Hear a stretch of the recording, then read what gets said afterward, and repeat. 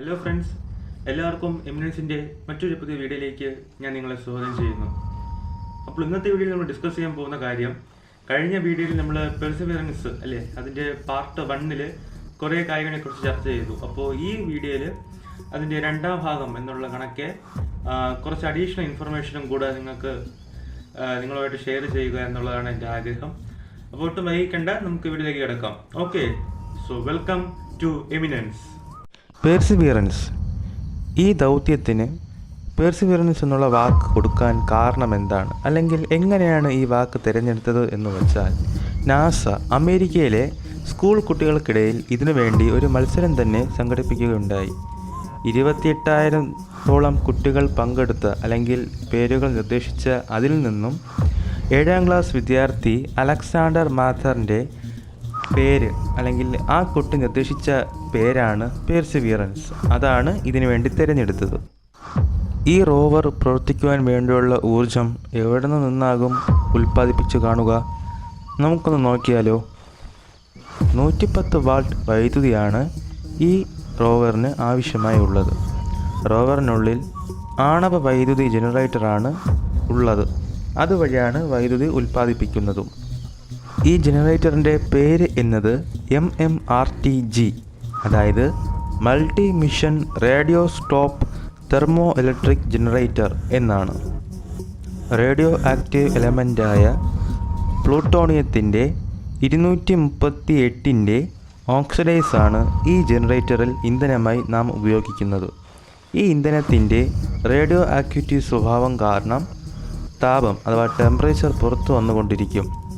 ഇതിനെയാണ് വൈദ്യുതിയാക്കി മാറ്റുന്നത്. നമുക്കടുത്ത് പെർസിവിയറൻസിൻ്റെ അകത്തുള്ള ഉപകരണങ്ങളെക്കുറിച്ച് അല്ലെങ്കിൽ അവയെ പരിചയപ്പെട്ടാലോ? വരൂ. പ്രധാനമായും 7 ഉപകരണങ്ങളാണ് ഇതിലുള്ളത്. ആദ്യത്തേത് പിക്സെൽ. ഇതിൻ്റെ ഫുൾ ഫോം എന്നത് പ്ലാനറ്ററി ഇൻസ്ട്രുമെൻറ്റ് ഫോർ എക്സ്റേ ലിത്തോകെമിസ്ട്രി എന്നാണ്.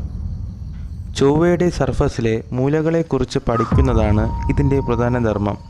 ഒരു എക്സ്റേ ഫ്ലൂറസെൻ്റ് സ്പെക്ട്രോമീറ്ററാണിത്. രണ്ടാമത്തേത് RIMFAX, radar imager for Mars subsurface experiment എന്നാണ് ഇതിൻ്റെ ഫുൾ ഫോം.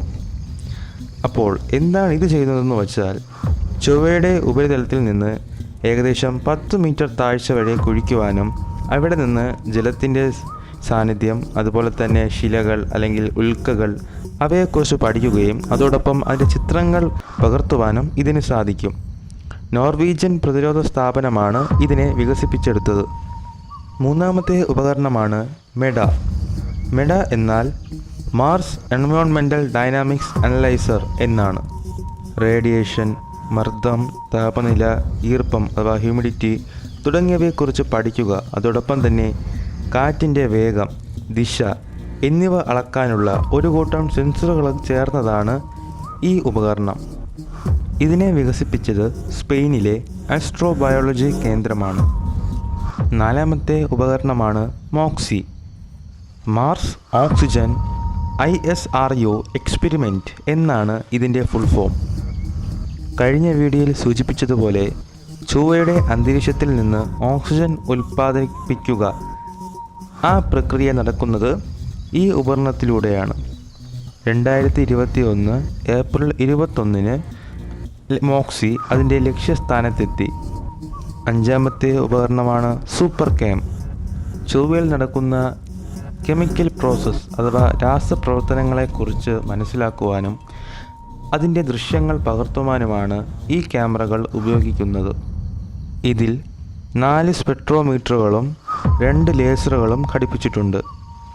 മുമ്പ് എപ്പോഴെങ്കിലും ചൊവ്വയിൽ ജീവൻ്റെ സാന്നിധ്യം ഉണ്ടായിരുന്നോ എന്ന് പഠിക്കുന്ന ഈ ഉപകരണം നിർമ്മിച്ചത് ഫ്രാൻസിലെ ആസ്ട്രോഫിസിക്സ് ആൻഡ് പ്ലാനറ്ററി റിസർച്ച് ഇൻസ്റ്റിറ്റ്യൂട്ടാണ്. ആറാമത്തെ ഉപകരണമാണ് മസ്റ്റ്കാം Z. സൂം ചെയ്യാവുന്ന സ്റ്റീരിയോസ്കോപ്പിക് ഇമേജിംഗ് ഉപകരണമാണ് ഇതിലുള്ളത്. ഏഴാമത്തെയും അവസാനത്തെയും ഉപകരണമാണ് ഷെർലോക്ക്. ആശാൻ്റെ ഫുൾ ഫോം ലേശം കട്ടിയാണ്. Scanning habitable environments with Raman and luminescence for organics and chemistry എന്നാണ് ഷെർലോക്ക് എന്നതിൻ്റെ ഫുൾ ഫോം. ഓർഗാനിക് കോമ്പൗണ്ട്സുകളെക്കുറിച്ച് അഥവാ ഓർഗാനിക് സംയുക്തങ്ങളെക്കുറിച്ചും മിനറൽസിനെ കുറിച്ചും പഠിക്കുവാൻ വേണ്ടിയാണ് ഇത്.